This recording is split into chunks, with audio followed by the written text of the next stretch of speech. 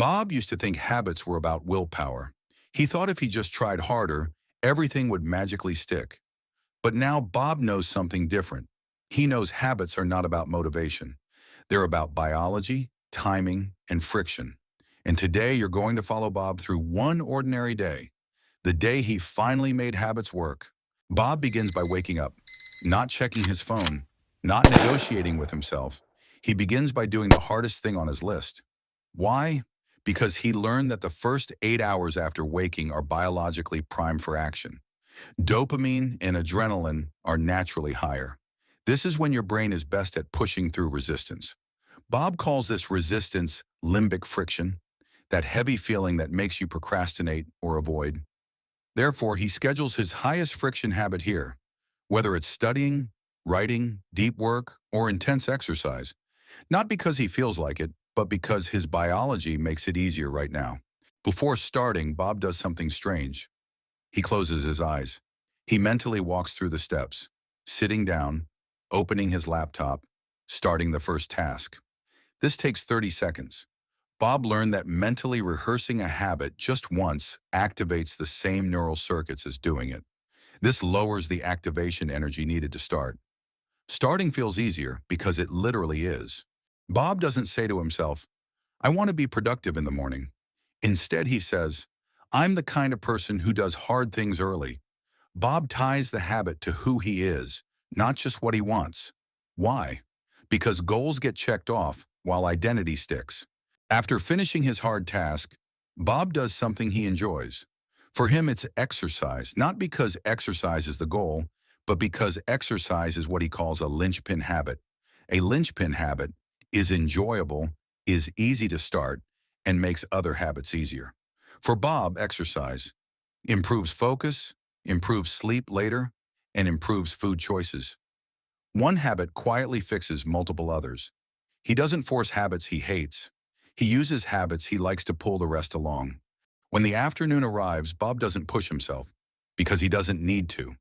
Bob learned that as the day goes on, dopamine drops, serotonin rises, and his brain shifts toward calm, not drive.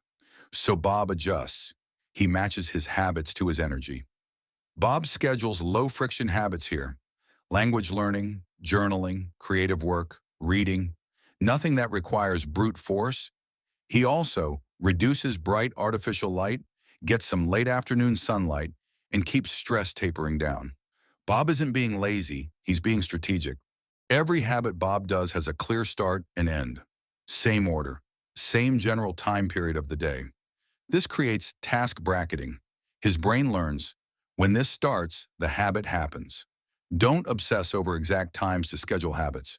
Focus on the time period, whether it be 0 to 8 hours after waking up or 0 to 8 hours before sleep.